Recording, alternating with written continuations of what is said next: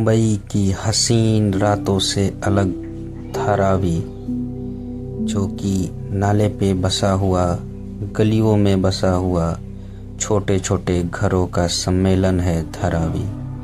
यहाँ पे इतने छोटे छोटे घर हैं कि एक साथ आपको जानवर और इंसान रहते हुए दिख जाएंगे। टूटी फूटी खिड़कियों से झांकते हुए लोग जिंदगी की जद्दोजहद लड़ते हुए, एक आशा लगाए हुए सरकार से कि काश कोई आए और हमारी ज़िंदगी को सुधारे। इन गलियों में आपको हर जगह पानी मिलेगा, हर जगह कीचड़ मिलेगा, मेहनतकश मज़दूर मिलेंगे। हर घर में कोई न कोई काम करता हुआ दिखाई देगा। यहाँ की गलियों में ज़्यादातर सीढ़ियाँ आपको गलियों में ही दिखाई देंगी। हर घर में एक छोटा सा कोना दिखाई देगा जिसमें लोग मेहनत करते हुए पाए जाएंगे। ज़्यादातर इन गलियों में इनके सामान बाहर ही दिखाई पड़ते हैं। हर आदमी के पास एक छोटा सा आशियाना दिखाई देगा। ज़्यादातर इनके सामान आप इन्हीं छोटी छोटी गलियारों में देखेंगे। इनका रहना, इनका खाना, नहाना, सब कुछ इन्हीं गलियों में दिखाई देगा। एक हल्की सी बारिश भी इनकी ज़िंदगी को तहस नहस कर देती है।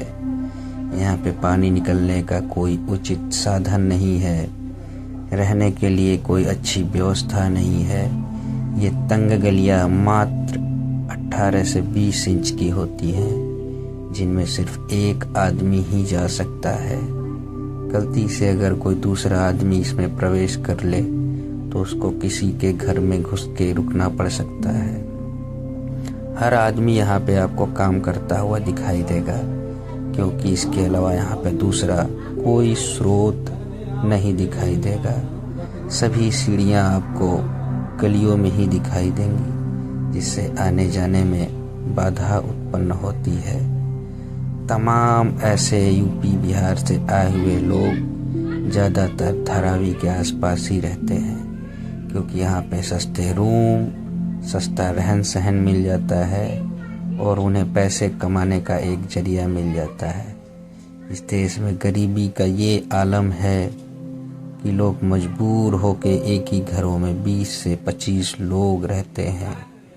ऊंची ऊंची इमारतों में बाहर से जाने के लिए सीढ़ियाँ ये दर्शाती है कि इनके पास कितनी कम से कम जगह है और ज़िंदगी कैसे काट रहे हैं। सिर्फ इतना ही नहीं, यहाँ के हर घर में एक रोजगार पाया जाएगा, जिसकी वजह से यहाँ पे बिलियन का कारोबार होता है। हालांकि अब अडानी की कंपनी ने इसका सर्वे करना शुरू कर दिया है। कुछ साल पहले ही अडानी ने बोली लगाया था, जो बोली अडानी जीत गए थे, तो सर्वे इसका शुरू हो गया है। लेकिन यहाँ के कुछ लोगों, कुछ दुकानदारों का कहना ये है कि उन्हें इससे कुछ ज़्यादा फ़ायदा नहीं होगा, लेकिन उन लोगों को ज़रूर फ़ायदा होगा जिनके घर छोटे थे, उनको एक रहने के लिए आशियाना मिल जाएगा। यहाँ से आप देखेंगे लोग घर के बाहर ही कपड़े धोते हैं। ज़्यादातर इनका नित्य काम घर के बाहर ही किया जाता है, क्योंकि इनके घरों में रहने के लिए जगह नहीं है। जो सार्वजनिक शौचालय है वहीं सबको प्रयोग करना होता है, क्योंकि यहाँ पे हर घर में शौचालय नहीं है, जिसकी वजह से सार्वजनिक शौचालय का प्रयोग करना पड़ता है। थोड़ा सा आगे बढ़ेंगे, यहाँ पे देखेंगे सूटकेस, बैग वगैरह बनाए जा रहे हैं। इस छोटे से घर में भी इतना बड़ा बिजनेस किया जा रहा है। यहाँ पे एक से बढ़कर एक मेहनतकश मजदूर पाए जाएंगे। यहाँ पे सिर्फ गरीब ही नहीं रहते, एक से एक अमीर भी रहता है, जिसका बिजनेस यहाँ पे अच्छा खासा फलता फूलता है। कढ़ाई का काम, कलर का काम, छोटी छोटी दुकानें इन गलियों में इनकी अलग ही खूबसूरती बढ़ाती है। समस्या सिर्फ यही है कि यहाँ की तंग गलियाँ आने जाने में बाधा उत्पन्न करती है। यहाँ पे हर प्रकार के कारीगर आपको मिल जाएंगे।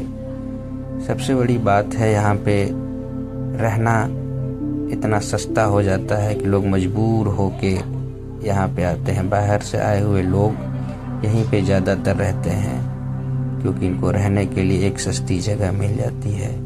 इस वजह से ज़्यादातर लोग धारावी में रहने के लिए आते हैं। ऐसे ऐसे स्लम मुंबई में बहुत सारे मिल जाएंगे, हज़ारों की संख्या में मिल जाएंगे, लेकिन सबसे बड़ा स्लम धारावी का ही है। नाले के ऊपर बसा हुआ ये धारावी अपने आप में एक बहुत ही कहानी संजोए हुआ है। बहुत सालों से यहाँ पर ऐसी ही व्यवस्था, ऐसे ही लोग रहते हैं, एक उम्मीद लगाए हुए सरकार से कि कोई आए, इनकी खोज खबर ले और इनको एक रहने के लिए आशियाना मिले।